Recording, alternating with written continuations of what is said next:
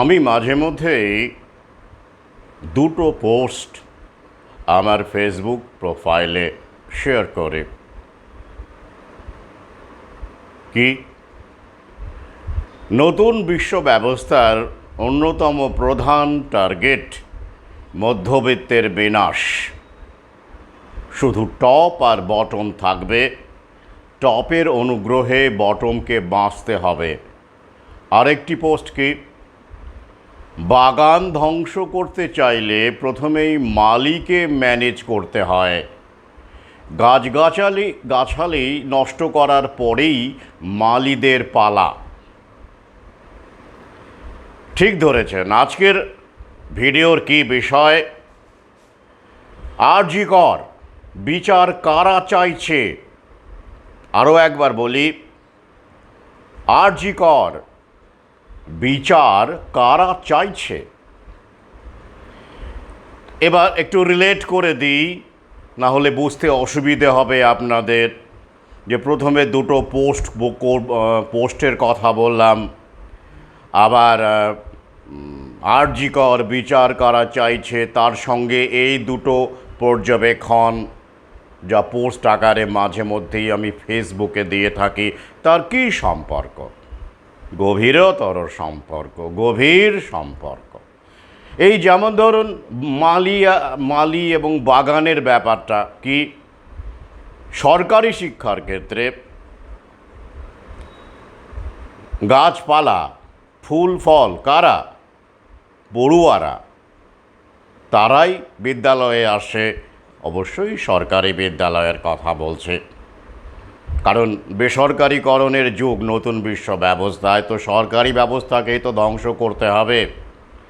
তাহলে গাছগাছালি গাছপালা হলো পড়ুয়া, তাদেরকে হটিয়ে দিয়ে, নষ্ট করে, শেষ করে দিয়ে কাদের পালা? মালিকারা, শিক্ষক শিক্ষিকারা। তাহলে এই গাছগাছালি নষ্ট করার ক্ষেত্রে কাদেরকে কাজে লাগানো হচ্ছে বা হয়েছে? শিক্ষক শিক্ষিকা, তারাই কাজে লেগে পড়েছেন না বুঝেই, সিংহভাগই না বুঝেই, না জেনেই তারা যে গাছে বসে আছেন, যে ডালে বসে আছেন, সেই ডালটি কাটছেন। এটাই স্বাভাবিক, কারণ সেই বাগানটাও ওরা বানিয়ে দিয়েছে, শিক্ষা ব্যবস্থাও ওরা বানিয়েছে। আমি বর্তমান শিক্ষা ব্যবস্থা ওল্ড অর্ডারের কথাই বলছি, গুরুকুলের কথা বলছি না।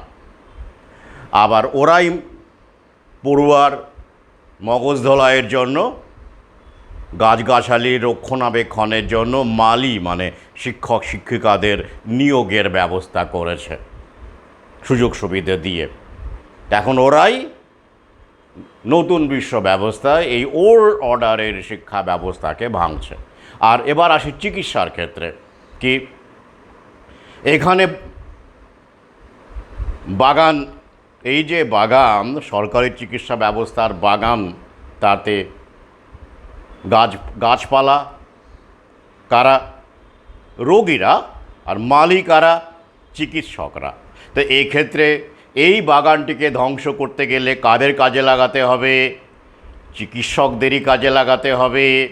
তবে পালের গোদারা কিন্তু চিরকালই এখান থেকে বেঁচে বেরিয়ে যায়, সে শিক্ষকদের পালের গোদায় হোক, কারণ সেটা রাজনৈতিক দলের নেতৃত্ব থাকে প্রত্যক্ষ পরোক্ষভাবে, এক্ষেত্রেও আছে। তাহলে এই যে রোগীকে যখন হটিয়ে দেওয়া হবে, নিরুৎসাহিত করা হবে, তারা ফেড আপ হয়ে যাবে, চিকিৎসা পাবে না, তখন কী হবে? সরকারি হাসপাতাল উঠে যাবে বা বেসরকারি হাতে চলে যাবে। তাহলে তারপরে কাদের পালা?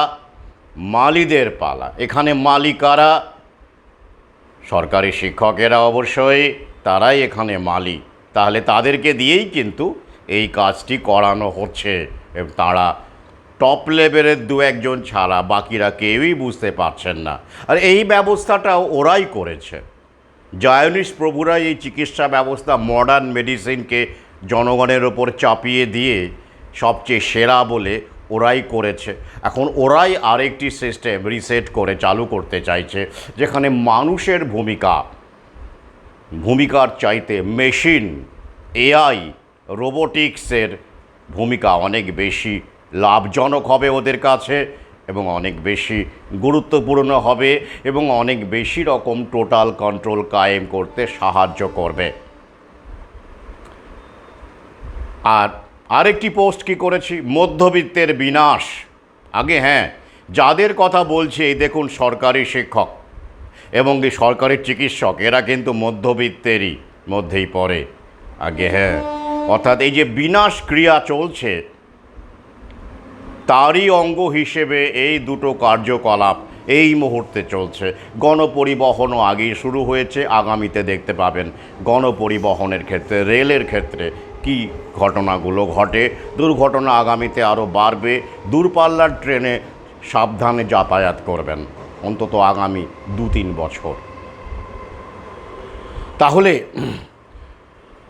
টপ আর বটম, হ্যাঁ, ওই টপে যাওয়ার জন্য কিছু মানুষ আছেন, ফার্মা কোম্পানির চিকিৎসক, এদিকে দেখবেন নেতা শিক্ষক, তারা কিন্তু ওই টপে যাওয়ার চক্করেই নিজেদের গোষ্ঠীর বা ক্ল্যানের সর্বনাশ করছেন। এটা আমাদের ইতিহাস বলে, এটা শুধু এখন নয়, এটা যুগ যুগ ধরে, আবহমান কাল ধরেই চলেছে। আসুন তাহলে এবার রিলেট করার পরে প্রসঙ্গে চলে আসি। কিন্তু বিচার কারা চাইছে, এই যে শিরোনাম আজকের ভিডিওর সেই ব্যাপারটা আগে আলোচনা করে নিয়ে তারপরে এই দুটো বিষয়ের প্রক্রিয়াটা আপনাদের সামনে উপস্থিত করব। প্রথমেই বলে রাখি, এই প্রক্রিয়া কিন্তু আমরা আটকাতে পারবো না, আমরা থামাতে পারবো না। এই নতুন বিশ্ব ব্যবস্থার একমাত্র এই যে জবরদস্তি, করুণামৃত গুঁজে দেওয়া বা আরও অমৃত গুঁজে দেওয়া, এগুলো থেকে নিজেদের রেহাই পাওয়া, এটা আমরা করতে পারি। এবং প্রাকৃতিক পন্থায় চিকিৎসার ক্ষেত্রে, প্রকৃতির কাছে ফিরে যাওয়ার ক্ষেত্রে আমরা ব্যক্তিগতভাবে বিভিন্ন উদ্যোগ নিতে পারি। এই দুটো কাজ আমরা করতে পারছি এখনো পর্যন্ত। বাকি কাজ কিন্তু করা সম্ভব নয়, সেই চেতনা নেই আমাদের, এত সংখ্যক মানুষ আমরা নেই আমাদের। তাছাড়াও এই যে ওল্ড অর্ডার যেটা এখন ভাঙছে, তার রন্ধ্রে রন্ধ্রে এত দুর্নীতি, এত কিছু ঢুকে গেছে, এটা ভেঙে যাওয়াই ভালো বলে আমার মনে হয়। এখানটা মানে এতটাই পচে গেছে, নতুন কিছু গড়তে গেলে এই ব্রেন ওয়াশ সিস্টেমটাকে ভাঙতে হবে। আর এই সুযোগটা আমাদের কিন্তু কাজে লাগাতে হবে, আমার এটা মনে হয়। তাই এটাকে আমরা রক্ষা করতে পারবো না এখন, রক্ষা করার যুক্তিও খুব কিছু নেই, কারণ পচে গেছে ভেতর থেকে। আর তবে ওরা এটাকে ভেঙে যেদিকে নিয়ে যেতে চাইছে সেটা আরও বিপজ্জনক এবং আরও কন্ট্রোলড, সেই দিককে আমরা যেতে চাইছি না বলেই, সেটা আরও ভয়ঙ্কর বলেই কিন্তু বারবার করে এই প্রতিবাদটা উঠে আসে। কিন্তু এই যে বলেছি, আমরা এটাকে আটকাতে পারবো না। তবে কি করতে পারি, কেন এই ভিডিওগুলো করছি আমি? সচেতন হওয়ার জন্য, যাতে করে এই রাজনৈতিক দলের প্রভুদের, জায়নিস্ট প্রভুদের ফান্ড করা, ফাইন্যান্স করা, প্রমোট করা রাজনৈতিক দল বা সংগঠনের খপ্পরে পড়ে গড্ডালিকা প্রবাহে আমরা যেন নিজেদেরকে ভাসিয়ে না দিই, পরে যাতে আয়নায় মুখ দেখতে পারি, ছি ছি ছি ছি, ওই দখলে, সেই দখলে, রাত দখলে আমরাও বেরিয়ে পড়েছিলাম, পরে লজ্জা হয়। এরকম অনেকেই অনেক কিছু করে পরে ভুল বুঝতে পারেন। তো সেটা যাতে না হয়, যাতে করে নিজের অবস্থানটা বুঝে নিতে পারেন, এই কারণেই ভিডিওগুলো করা। এবার আসুন দেখা যাক বিচার কারা। হ্যাঁ, আরেকটা কথা বলে দিই, এই ভিডিওটি দুটি অংশে করতে হবে, কারণ একটি অংশে পুরোটা বলা যাবে বলে মনে হচ্ছে না, সেক্ষেত্রে 2 বলে আরও একটি ভিডিও পেয়ে যাবেন। বিচার কারা চাইছে? প্রথমে আসি শাসক এবং বিরোধী দলের কথায়। তারা কি বিচার চাইছে? শাসক দল তো বিচার চাইছেই না, কোনো সন্দেহই নেই, চাইছে না। কারণ কি? প্রথমেই দেখুন, বলা হচ্ছে যা তথ্য বলছে, আমাদের সামনে যে তথ্য আছে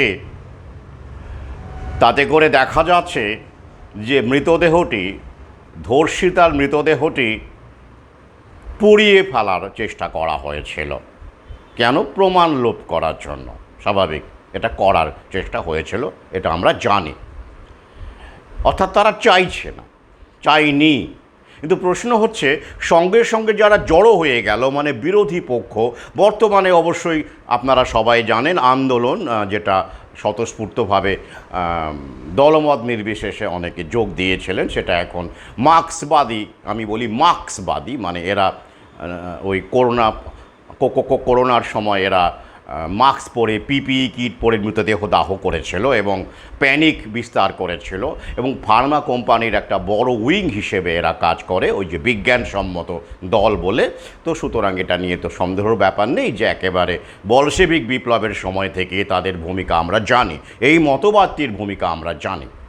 তো তারা, বাস ভালো কথা, তারা সেখানে জুটে গেল, প্রতিবাদী হিসেবেই জুটে গিয়েছিল, আরও অন্যান্য মানুষও ছিলেন। তো একজন বলা হচ্ছে যে নেত্রী, তিনি নাকি মৃতদেহটি আটকে ছিলেন পোড়াতে দেওয়ার, কারণ পুড়িয়ে দিলে তো প্রমাণ লোপ হয়ে যাবে। তো তিনি মৃতদেহটিকে আটকে ছিলেন, না এটা পোড়াতে দেওয়া হবে না। ভালো কাজ করেছিলেন নিঃসন্দেহে, কেন, অবশ্যই এটা সন্দেহজনক ব্যাপার, বোঝা যাচ্ছে যে আঘাত রয়েছে। এই অবস্থায় একজন ডাক্তারের, যিনি সেখানে পড়াশোনা করছিলেন, তো সেই ভাবি ডাক্তার বলুন আর ডাক্তারই বলুন, তার মৃত্যু হবে, এটা তো মেনে নেওয়া যায় না, নিঃসন্দেহে ভালো কাজ। কিন্তু প্রশ্ন হচ্ছে পোস্টমর্টেমটা ভালো করে হয়েছিল কি, এ নিয়ে কিন্তু সন্দেহ আছে। ফরেন্সিকই বলুন বা পোস্টমর্টেমই বলুন, দুটো কাজ কি ভালো করে হয়েছিল? কারণ আমরা দেখতে পাচ্ছি অনেকেই বলছেন, মিডিয়াও বলছে যে ক্লামজি হয়েছিল, তাড়াহুড়ো করে করা হয়েছিল। কেন? তারপরে মৃতদেহটি পুড়িয়ে দেওয়া হলো কেন? সেখানে বলা হচ্ছে, অনেকটা অ্যাপোলজির ভঙ্গিমায় বলা হচ্ছে যে ধর্ষিতার পিতামাতা চেয়েছিলেন পুড়িয়ে দেওয়া হোক, তাই পুড়িয়ে দেওয়া হলো। বাহ বাহ বাহ, তাই তারা চাইলেই পুড়িয়ে দেওয়া হবে? এখানে আমার একটু খটোমটো লাগছে, কিছু মনে করবেন না। আমার কেমন জানি ব্যাপারটা একটু সাজানো মনে হচ্ছে। একসাথে এতগুলো মানুষ জড়ো হয়ে গেল, অবশ্যই তারা আটকালো, তারপরে মৃতদেহটি কোনো রকম করে পোস্টমর্টেম হলো, ক্লামজি, আরও অনেক কিছু রেখে দেওয়া যেত না মৃতদেহটি? এখন তো স্টোর করা যায়, অনেকভাবেই করা যায়, কবর দিলে না হয় পরে ডিসইন্টার করে বের করে নিয়ে, এরকম অনেক আমরা ঘটনা জানি। কিন্তু পুড়িয়ে ফেললে তো আর কিছু থাকে না, সব তো ছাই, পঞ্চভূতে বিলীন হয়ে যায়। তাহলে কেন মৃতদেহটিকে আরও কিছুদিন রেখে দেওয়ার ব্যবস্থা করা হলো না? যদি এই নেত্রীরা বাবা মাকে বোঝাতেন যে বিচার পাওয়ার জন্য এটা অত্যন্ত জরুরি, মৃতদেহটিকে এখনই না পুড়িয়ে কিছুদিন রেখে দেওয়া হওয়া উচিত, তাহলে কি মৃতার বাবা মা আপত্তি করতেন? না না, আমার মনে হয় না। তারা তো বিচার পাওয়ার জন্য আকুল। তাহলে ব্যাপারটা আমার কেমন জানি, কিছু মনে করবেন না, প্রশ্ন রাখলাম আপনাদের ভাবার জন্য প্রশ্ন রাখলাম। তাহলে বিরোধী যারা প্রতিবাদ চাই বলে আন্দোলন করছেন, শীর্ষে আছেন যারা, আমি সাধারণ মানুষের কথা বলছি না, সাধারণ মানুষ জনতাও যে খুব ধোয়া তুলসী পাতা সেটাতেও আমি যাচ্ছি না, কারণ প্রতিবাদের সঙ্গেও যাচ্ছি না, এখন যাব, কারণ প্রতিবাদের সঙ্গেও স্বার্থ জড়িত থাকে ওতপ্রোতভাবে। এই ভিডিও দুটিতে সেই ব্যাপারগুলোই আপনাদের সামনে আনব। তাহলে বিরোধী যারা প্রতিবাদ চাই বলছেন, মানে প্রতিবাদ করে বলছেন যে বিচার চাই, উই ওয়ান্ট জাস্টিস, তাঁরাও ঠিক, মানে এই যে মৃতদেহটির পোস্টমর্টেম এবং এই ব্যাপারগুলো ক্ষেত্রে, এবং তাড়াতাড়ি বাবা মা বলেছে পুড়িয়ে দেওয়া, এখানেও আমার একটুখানি ভালো রকম দ্বন্দ্ব আছে, একটুখানি নয়। অর্থাৎ শাসকও বিচার চাইছে না, এবং তারপরেও অনেক ব্যাপার আছে। সিসিটিভি ফুটেজ, সাধারণ মানুষ মেট্রো যেতে চাইলে বিড়ি টিড়ি খেলে, সিগারেট টিগারেট খেলে স্টেশনে, সেগুলো ফুটেজে ধরা পড়ে। কিন্তু খুন হলে, ধর্ষণ হলে, সরকারি প্রতিষ্ঠানে বা কোনো জায়গায়, মানে প্রভাবশালী ব্যক্তির দ্বারা কোনো কিছু হলে, সেগুলোর আবার সিসিটিভি বা রাজনৈতিক দলের কার্যকলাপ হলে সেগুলো সিসিটিভি ফুটেজটা পাওয়া যায় না কেন বলুন তো? সবই তো আমাদের জন্য, আমরাই তো মুরগি, বলির পাঁঠা, তাই তো? বিদ্যাসাগরের মূর্তি ভাঙচুর হলো, তখনও সিসিটিভি ফুটেজ পাওয়া গেল না, এখনও পাওয়া গেল না। তাহলে শাসক দলের এখানে কতটা তারা বিচার চাইছেন সেটা খুব সুন্দর করে বোঝা গেল। ইতিমধ্যেই জানেন যে মানিকবাবু, যিনি ওই যে প্রাথমিক শিক্ষক দুর্নীতির ক্ষেত্রে তাকে 2022-এ ধরা হয়েছিল, গ্রেপ্তার করা হয়েছিল, তাকে ছেড়ে দেওয়া হয়েছে জামিনে মুক্ত। তিনি এখন টুইট করবেন, রিল বানাবেন, আর আমরা মানে আমাদের মতো অনেকেই তাঁরা কী করবেন, মানে আমরা অবশ্য মানে আমি সাধারণ মানুষের কথা বলেছি, ফলো করব, তাই তো? তো তাঁকে দিয়েও ওই কাজটা করিয়ে নিল। ওগুলো লোক দেখানো, কিছুদিন জেলে টেলে রাখা হয়, কারণ এই জায়নির শক্তি বলুন, এই বেসরকারি যে ইনভেস্টমেন্টগুলো তারাই করে, ফার্মা কোম্পানি বলুন, আর এই যে এডুকেশন সিস্টেমকে নজরদারি কন্ট্রোল করার জন্য বেসরকারিকরণ, সব কিছু তাদের ইচ্ছেতেই তো হচ্ছে। তো এই মানিক ভট্টাচার্যদের দিয়ে কাজটা উদ্ধার করিয়ে নেওয়া হয়। তাহলে কি হলো, মানিকবাবুও জামিন পেলেন, পরে সমস্তভাবে মুক্তি পাবেন, কোনো সমস্যা নেই। আর মাঝখান থেকে কী হলো, নিয়োগগুলো বন্ধ হয়ে গেল, অর্থাৎ মধ্যবিত্তের বিনাশ হলো। কারণ যারা নিযুক্ত হতো শিক্ষক হিসেবে তারা মধ্যবিত্তই হতো, অর্থাৎ মধ্যবিত্তের বিনাশ কর্মসূচি চলছে। আর মাঝে মাঝে লোক দেখানো কিছু মানুষকে গ্রেপ্তার করে, যদি সে একদম চুনোপুটি হয়, ওই যে ধনঞ্জয় টাইপের যদি কেউ হয় এই সময়ে দাঁড়িয়ে, তাহলে তাদেরকে মানে একেবারে বলি দিয়ে দেওয়া যাবে। কিন্তু যদি আমলা হয় বা গামলা হয়, গামলা মানে টাকার গামলা তো হয়, তাহলে কিন্তু ওই 2-1 বছর জেলে কাটিয়ে পরে দেখবেন আবার সব স্বাভাবিক হয়ে যাবে। মাঝখান থেকে ওরা যে উদ্দেশ্যে কাজটা করছে, মধ্যবিত্তের বিনাশ, সেই কাজটা কিন্তু চলতে থাকবে। চিকিৎসকের ক্ষেত্রেও তাই। এবার ফিরে আসি আবার আরজি করে। তো তাহলে বিরোধী দলও চাইছে না, শাসক দলও চাইছে না, ওই একজনকে ধরা হয়েছে। তো আমি বারবার বলেছি, এটা নেপথ্যে আরও বড় শক্তি আছে, তারা কি সামনে আসবে? সব প্রমাণিত লোপাট, আসবে না। এবার আদালত কি চাইছে? ধনঞ্জয়ের বেলায় তো আদালত চায়নি, চেয়েছিল, চায়নি। এখন তো অনেক কিছুই আমাদের সামনে, কই আদালত কি সুয়মুটো করে, মানে দেখবেন এই যে নির্যাতিতার ক্ষেত্রে সুপ্রিম কোর্ট একেবারে নিজের থেকে অনেক কিছু মানে বলে সে চলেছে আর কি, পদক্ষেপ নিয়েছে। কিন্তু এই ধনঞ্জয়ের ব্যাপারটা তো সামনে, এখন কই স্বতঃস্ফূর্তভাবে কোনো আদালত কিছু করছে না, করবে না, এখানে স্বার্থ নেই। তো আদালতও আর্থসামাজিকভাবে দেখতে গেলে যদি গভীরে যান, দেখবেন আদালত কোনো নিরপেক্ষ প্রতিষ্ঠান নয়, তারাও প্রভুদের খিদমত করে। আমরা সাধারণ লোক বুঝি না, এদেরকে হোলি কাও বানিয়ে, পবিত্র বানিয়ে আমাদের মগজ ধোলাই করা হয়। তো তারাও তাদের কাজ করছে, কোনো সমস্যা নেই। অর্থাৎ আদালতও চায় না, প্রমাণও এমনিতেও নেই যে, দেখুন না, ডেটের পর এবার তারিখের পর তারিখ হতে থাকবে।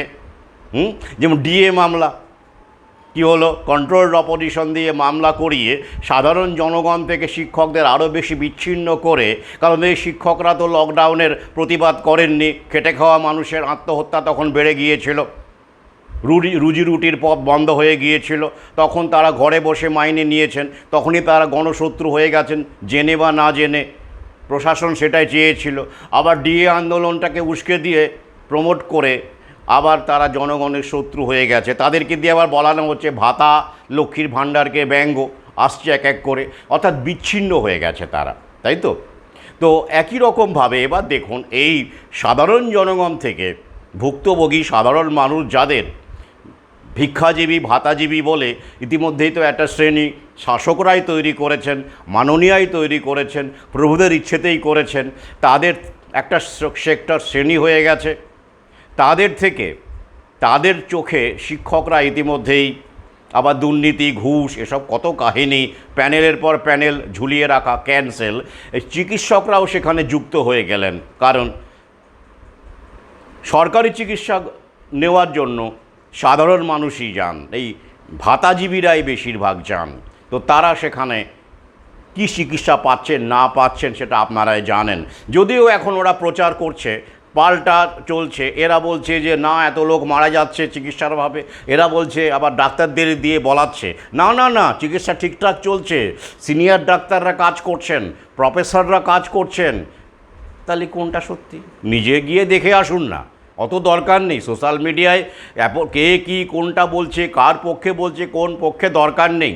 আপনি হাসপাতালে গিয়ে দরকার হলে একটুখানি নিজে রোগীও হয়ে যেতে পারে না, অসুবিধে কী আছে? আমরা সত্য জানার জন্য তো একটুখানি চাতুরির আশ্রয় নিতেই পারি।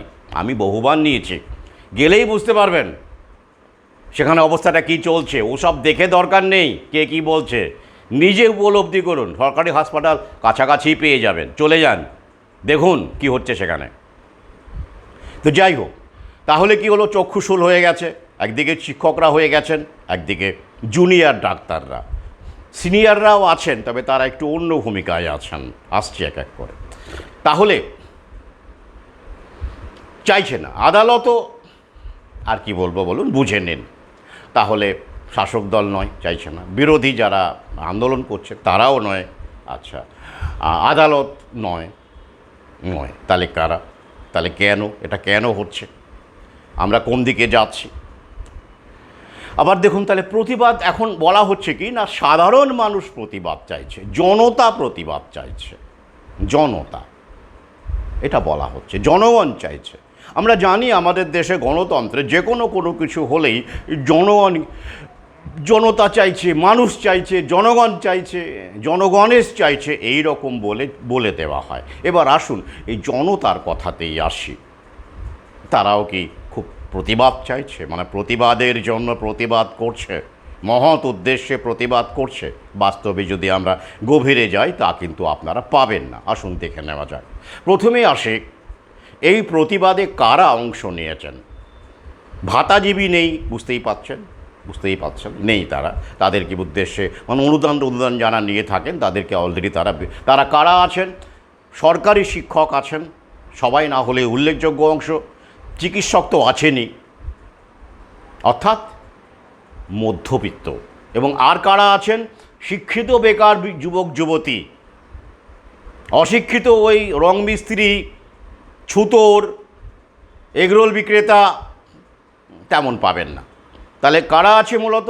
সরকারি শিক্ষক, চিকিৎসক এবং সরকারি চাকরি পেতে পারেন এমন স্বপ্ন দেখেন এমন যুবক যুবতী, তারা আছেন। ডিগ্রিধারী, স্কুল কলেজের বা বিশ্ববিদ্যালয়ের ছাত্রছাত্রী, তারা আছেন। এবং অবশ্যই বেশিরভাগটাই এই মার্ক্সবাদী বাম, এখন আন্দোলনের যা অবস্থা দেখতে পাচ্ছি। যাই হোক, মূলত এরা আছেন। তাহলে এরা কেন আছেন আমরা একটু দেখে নিই। প্রতিবাদের জন্য, মহত্বের জন্য? না, ইতিমধ্যেই আপনারা জানেন যে প্রতিবাদের লড়াইয়ের মধ্যে একটা বারবার শোনা যাচ্ছে যে শাসক বদলাতে হবে, অর্থাৎ মানে সরকারের ক্ষমতা ছেড়ে দিতে হবে, অর্থাৎ এই তৃণমূল দল তাকে সরে গেলেই সব কিছু আগে সুন্দর হয়ে যাবে, এরকম একটা বলা হচ্ছে। তো আমি ঠিক জানি না এমন কোনো রাজনৈতিক দল আছে কি যেখানে এরা এলে ধর্ষণ হবে না, আর হলেও সঙ্গে সঙ্গে ঠিকঠাক বিচার হবে। তো 34 বছরের ধনঞ্জয় তো আমাদের সামনে আছেই, বানতলাও আছে। তার মানে এটা বলা যাবে না যে কোনো এই রাজনৈতিক দল এলেই ধর্ষণ বন্ধ হয়ে যাবে বা সুবিচার হবে, এটা বলা যাচ্ছে না। তাহলে এটা কেন? এই স্লোগানটা বারবার করে আমরা শুনতে পাচ্ছি ঘুরিয়ে ফিরিয়ে, এবং আদালত তো তারিখের পর তারিখ দিতে থাকবে। কেন দিতে থাকবে? যাতে করে এই আন্দোলনটা আরও চলে। ফান্ডিং কারা করছে? কোনো ফান্ডিং ছাড়া, অর্থনীতি ছাড়া, ব্যানার ফেস্টুন থেকে শুরু করে লোককে খাওয়ানো, রাত জাগলে গেলেও খাবার দাবার দিতে হচ্ছে, এগুলো কোথা থেকে আসে? জায়নির শক্তি, ফার্মা লবি, অবশ্যই তাদের এখন বড় ইনভেস্টমেন্ট, সবচেয়ে বড় ইনভেস্টমেন্ট, ভ্যাকসিন থেকে শুরু করে ড্রাগ, বড় ইনভেস্টমেন্ট। এবং এক শ্রেণীর ডাক্তার, মানে সবাই ওই জায়গায় ঢুকতে চাইছে আর কি, মানে ক্ষীর খাওয়ার জন্য। ক্ষীর তো যারা খাচ্ছেন তারা খাবেনি, বাকিদের যাতে করে ক্ষীর খাওয়া আটকানো যায় তার জন্যই এই কার্যক্রম চলছে। এবার আমরা দেখে নিই শিক্ষকরা কেন প্রতিবাদ করছেন। প্রথমত বলে দিই, এত মানুষ যদি সত্যি প্রতিবাদী হতেন তাহলে সমাজের এই অবস্থা হতো না। কারণ এই প্রতিবাদগুলোর মধ্যে স্বার্থ জড়িত আছে, প্রত্যেকেই কোনো না কোনোভাবে স্বার্থ।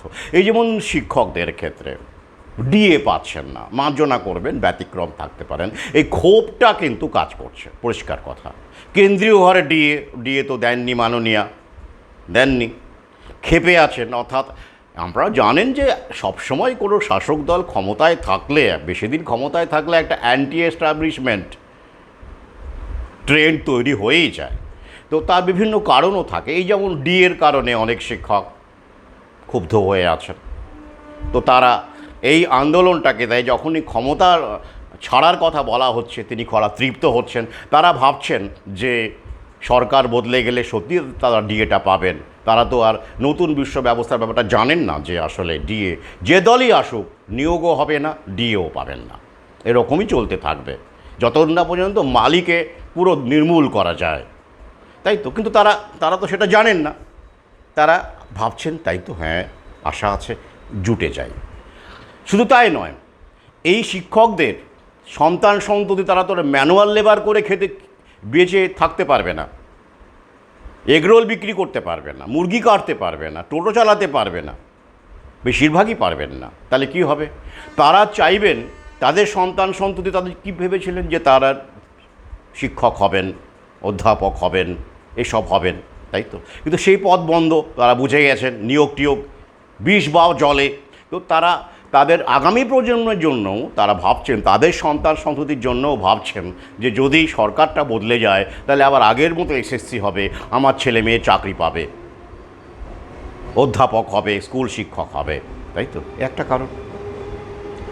আর যারা বেকার যুবক যুবতী, শিক্ষিত বেকার, এরা মধ্যবিত্ত বাবা মারই সন্তান, এবং তারা অবশ্যই সেই হোয়াইট কলার জব, অর্থাৎ যাকে আমরা বলি সফিস্টিকেটেড জব, যাতে করে হাতে কাদা লাগে না, হাত কাটে না, হাত সুন্দর থাকে, মানে ভালো থাকে, ভালো পোশাক আশাক পরে যে চাকরি বাকরিগুলো করা যায়, সেই চাকরি বাকরি এবং সিকিউরিটি, জব সিকিউরিটি থাকে, অবশ্যই সরকারি চাকরি, সেগুলোর প্রতি তারা আকৃষ্ট। তো এরা ভাবছে যে এটা যদি সত্যি সত্যি সরকার বদলে ফেলতে পারে এরা, তাহলে আমাদের আবার আগের মতো চাকরি হবে, আগের মতো এসএসসি হবে, আগের মতো টেট হবে, সবই হবে, আমরা চাকরি পাব। হ্যাঁ, প্রতিবাদের এটাই স্বার্থ, কিছু মনে করবেন না। ব্যতিক্রম কিছু থাকতেই পারেন, আমি পরের পার্টে সে বিষয়ে আসব। তাহলে পরিষ্কারভাবে এই প্রতিবাদে জনগণেরও একটা স্বার্থ আছে, কারণ জনগণ ধোয়া তুলসী পাতা নয়। তারাও চায় যে তাদের স্বার্থ কোথায় পূরণ হচ্ছে, কিভাবে পূরণ হচ্ছে, এটা কাজ করে। এইটা কাজ করে বলেই সমাজের এই পরিস্থিতি। আমরা নিজেদের স্বার্থে উঠে মহত্তরভাবে ভাবতে পারি না। এই যেমন ধরুন, কোনো সরকার এমন কোনো সিদ্ধান্ত নিল, ধরুন কথায় কথায় বলছি, 90 জনের ভালো হচ্ছে, 10 জনের খারাপ হচ্ছে, মানে আর্থিকভাবে ক্ষতিগ্রস্ত হচ্ছে, 90 জনের ভালো হচ্ছে। যদি এরকম হয় তাহলে এই 10 জনের মধ্যে যদি আপনি পড়েন, আপনি কি বলবেন? খুশি মনে মেনে নেবেন যে না, আমার না হয় ক্ষতি হলো, 90 জনের তো ভালো হলো? নেবেন না। এটাই তো প্রবণতা, এটাই তো আমরা, এটাকেই তো ওরা কাজে লাগায় ডিভাইড অ্যান্ড রুলের খেলাটা খেলে দিয়ে, তাই তো? অবশ্যই এটাই বাস্তবতা। এবারে আসুন তাহলে, এই যে প্রতিবাদ, আমরা তো দেখতে পাচ্ছি বিচার কি হবে, কিছুই হবে না, অশ্বডিম্ব প্রসব করবে আমার পর্যবেক্ষণ। এটা আসলে কোন্দল করে দিয়ে, তাহলে কেন হচ্ছে এটা?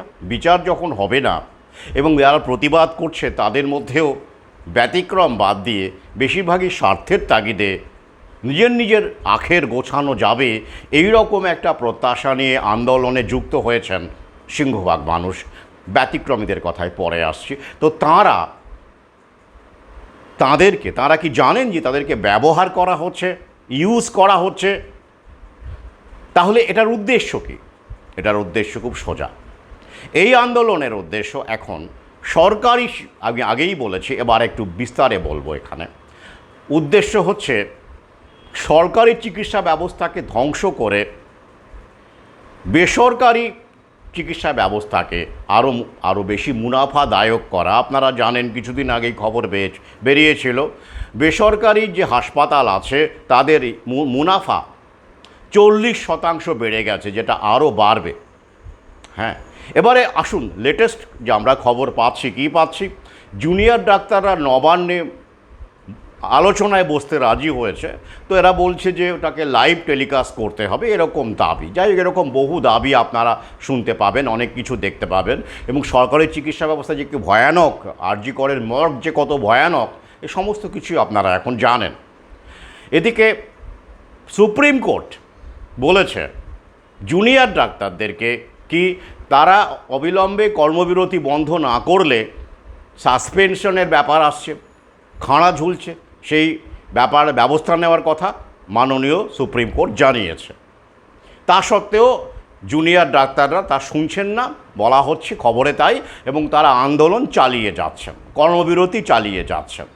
যদিও সেই কর্মবিরতিতে সাধারণ মানুষের কোনো ক্ষতি হচ্ছে না তাই বলছে, মানে ওনারাই বলছেন, তবুও কর্মবিরতি চালিয়ে যাচ্ছেন, বেশ ভালো কথা। তো এই কর্মবিরতি যাতে তারা চালিয়ে যেতে পারেন সেই সমর্থনে সিনিয়র ডাক্তাররা বলছেন যে তাঁদের বিরুদ্ধে যদি একজনের বিরুদ্ধেও কোনো ব্যবস্থা নেওয়া হয় জুনিয়র ডাক্তারদের সাসপেনশনের ব্যাপারে, তাঁরাও কর্মবিরতি করবেন, তারাও ওটি যা আছে ওগুলো থেকে তারা সরে আসবেন এবং প্রতিবাদে জুনিয়র ডাক্তারদের কাঁধে কাঁধ মিলিয়ে প্রতিবাদ করবেন। এখনও তারা সঙ্গেই আছেন বলে দিয়েছেন সিনিয়র ডাক্তার, আপনারা শুনে থাকবেন। বাহ, খুব সুন্দর না? শুনতে ভালো লাগে না? মনে পড়ছে যখন ওই শ্রমিকদেরকে খেলিয়ে দিয়ে লেলিয়ে দিয়ে ছোট ছোট কলকারখানাকে তুলে দেওয়া হলো, ট্রেড ইউনিয়নবাজি করে দিয়ে, তখনও নেতারা বলেছিল যে শ্রমিকদের পাশে আছি আমরা। তারপরে যখন কলকারখানা বন্ধ হলো, শ্রমিকরা আত্মহত্যা করলো, কেউ বাদাম ভাজা, ব্যাস তখন আর নেতাদের খুঁজে পাওয়া গেল না। তারা মালিকের সঙ্গে আন্ডারস্ট্যান্ডিং করে আখেরটা গুছিয়ে নিল, তাই তো? তো এই 34 বছরের আমলে বা আমলে কত কলকারখানা বন্ধ হয়েছে জানেন তো? এবং এই কলকারখানা কারা বন্ধ করিয়েছে? যাতে করে কর্পোরেট রাঘব বোয়াল একটা বুর্জোয়াকেও, টাটা বলুন, অমুক বলুন, তমুক বলুন, আম্বানি আদানি বলুন, কাউকেই ওরা কিছু করতে পারেনি। মধ্যবিত্ত কিছু ছোটোখাটো কলকারখানার মালিক যারা একটু, যেখানে কর্মসংস্থান হতো, স্বনিযুক্তির সুযোগ ছিল, সেগুলোকে ধ্বংস করেছে ওরা। ওই একইভাবে ওদেরকে দিয়ে, আমি এক এক করে বুঝিয়ে দিচ্ছি, রাগ করবেন না, আমি প্রক্রিয়াটা বলছি, ভালো মন্দ যাচ্ছে না, ভালো মন্দ সবই তো আপেক্ষিক, আমি আগেই বলেছি, বহুবার বলেছি, প্রক্রিয়াটা বোঝার চেষ্টা করুন। এটারও দরকার আছে না, নাহলে আমাদের শিক্ষাটা হবে কি করে? তো ঠিক একই রকমভাবে এইখানে দেখুন, এটা কাজে লাগানো হচ্ছে কিভাবে, কোন প্রক্রিয়া এটা হবে? খুব সহজ। চিকিৎসকরা, জুনিয়র যারা ডাক্তার রয়েছেন, তাদেরকেও আমার বিশ্বাস তারা জানেনই না সমগ্র বিষয়টা, কেন এই নতুন বিশ্ব ব্যবস্থা কী ব্যাপার। তারা তো পড়াশোনা করছেন, পাশাপাশি প্র্যাকটিক্যাল করছেন। তাদেরকে যে ব্যবহার করা হচ্ছে, কেন ব্যবহার করা হচ্ছে, কী স্বার্থে করা হচ্ছে, সিম্পল ব্যাপার। এবার আমরা দেখে নিই যে সরকারি ক্ষেত্রে যেমন শিক্ষকরা বোঝা হয়ে উঠেছেন, তেমনই চিকিৎসকরাও বোঝা হয়ে উঠেছেন। এবং যেমন করে শিক্ষক নিয়োগ বন্ধ হয়েছে সরকারি ক্ষেত্রে, একই রকমভাবে চিকিৎসক নিয়োগও বন্ধ করবে ওরা। শুধু তাই নয়, বর্তমানে যে চিকিৎসকরা আছেন, জুনিয়র যারা আগামীতে সরকারি ক্ষেত্রে ঢুকতে পারেন, এখন তো তারা স্টাইপেন্ড পান, সে 15,000 হোক, 20,000 হোক, যাই হোক। তো পরবর্তীতে তারা অনেকেই স্বপ্ন দেখেন যে সরকারি ক্ষেত্রে চিকিৎসক হবেন, পড়াবেন, প্রফেসর হবেন। সেই পথটাকে বন্ধ করার জন্য এই আন্দোলন না বলে কোন্দোলন বলবো আমি, আমি একটা শব্দ এই মুহূর্তে তৈরি করলাম, কোন্দলযুক্ত কোন্দোলন দরকার আছে। হ্যাঁ, এবং এটা কার্যকরী করবার জন্য এই নেতাদেরকে কাজে লাগানো হচ্ছে। হ্যাঁ, এটা নতুন নয়, আগেও হয়েছে। কীরকম দেখুন, আমি আবার বলছি, দ্বিতীয় ভিডিওটি অবশ্যই দেখবেন, এখানে পুরোটা কভার করা যাবে না। প্রথমে আমরা দেখে নিই আমাদের দেশে সরকারি ক্ষেত্রে কত সরকারি চিকিৎসক হিসেবে এখন কাজ করে যাচ্ছেন। আমাদের দেশে 710টি মোটামুটি এরকম মেডিকেল কলেজ আছে। তো সেখান থেকে প্রতি বছর 1,10,000 MBBS-এর কথাই বলছি আমি, MBBS চিকিৎসক বেরিয়ে আসেন। হ্যাঁ, আমি সংক্ষেপ আরও বোঝার সুবিধের জন্য আমি 10 লাখই ধরলাম। বেরিয়ে আসেন। এবং আমরা এবার ডেটাতে দেখে নিই যে এই 10 লাখের মধ্যে যদি আমরা প্রতি বছর ধরি আর কি, হ্যাঁ, মানে এই রকম যে সংখ্যাটাই আমরা যেটা দেখতে পাচ্ছি, যে তার ক্ষেত্রে আমরা যেটা দেখতে পাচ্ছি যে আমাদের সরকারি ক্ষেত্রে চিকিৎসক এখন 1 লাখের মতো, 1 লাখ, সংখ্যাটা কিন্তু কম নয়, 1 লাখ। এবং এই 1 লাখ শিক্ষকের মাইনে কত? এন্ট্রি লেভেলে বছরে 6 লাখ থেকে 10 লাখ, আর সিনিয়র লেভেলে বছরে 15 লাখও ছাড়িয়ে যেতে পারে। তো আমি 10 লাখই ধরলাম। এবার 1 লাখকে 10 লাখ দিয়ে 1 লাখ শিক্ষক প্রতি মাসে যদি, প্রতি বছর যদি 10 লাখ বেতন পান আর কি, প্রত্যেকে আর কি এক একজন গড়ে 10 লাখ করে যদি বেতন পান, তাহলে কত হাজার কোটি টাকা হচ্ছে সরকারকে দিতে হচ্ছে, সেটা খেয়াল করবেন না? শিক্ষকদের মাইনেটাও তো কম নয়, হিসেব করে দেখুন। এগুলো তো বোঝা, আমি বারবার করে বলেছি, কারণ বেসরকারিকরণ করতে গেলে এই ব্যবস্থাটাকে তুলতে হবে বা এমন করে ছেটে ফেলতে হবে যাতে করে মানুষ এই ব্যবস্থার প্রতি পুরোপুরি আস্থা হারান এবং বেসরকারি ক্ষেত্রের দিকে ছুটে যান, ঘটি বাটি বিক্রি করে, বাড়ি বিক্রি করে, দরকার হলে এগুলো বিক্রি করে ছুটে যান। এই কারণে তাহলে মালিকে দিয়েই বাগানের উৎখাত করতে হবে, সেই প্রক্রিয়ায় চলছে, তাই তো? এবার দেখুন, এই যে 1 লাখ চিকিৎসক আছেন সরকারি ক্ষেত্রে, তো এই 1 লাখ তো আগামীতে রিটায়ার করবেন অনেকেই, তো তাহলে এই যে নতুন যারা জুনিয়র চিকিৎসক আছেন, জুনিয়র ডক্টর, তারা তো চাইবেন যে সরকার, অনেকেই চাইবেন আগে, হ্যাঁ বাস্তবটা এটাই, সবাই প্র্যাকটিস করেন না, প্র্যাকটিস করলেই লক্ষ লক্ষ টাকা ইনকাম করবেন এমনটাও নয়। যারা ফার্মা কোম্পানির বদান্যতায় আছেন, টপ লেভেলের কিছু ডাক্তার আছেন, তারা কোটি কোটি ইনকাম করেন অবশ্যই, কিন্তু সেটা পুরো ছবিটা নয়, সামগ্রিক চিত্রটা নয়। অল ইজ নট হাঙ্কি ডোরি। আমি পরের ভিডিওতে এ বিষয়ে আসছি। তাহলে এই ভিডিও এখানেই শেষ করছি, পরের ভিডিওতে আসব এই জুনিয়র ডাক্তারদের ভবিষ্যৎ আগামীতে কি, যারা এখন পড়াশোনা করছেন, তারা কি স্বপ্ন দেখছেন না? যারা আন্দোলনে সামিল হচ্ছেন, তাদের জন্য আগামীতে কি অপেক্ষা করছে, এবং এই প্রক্রিয়ার মাধ্যমে আগামীতে আমরা কোন প্রক্রিয়ার জন্ম হতে দেখব। পরের ভিডিওটি অবশ্যই দেখবেন। এই ভিডিও এখানেই শেষ করছে।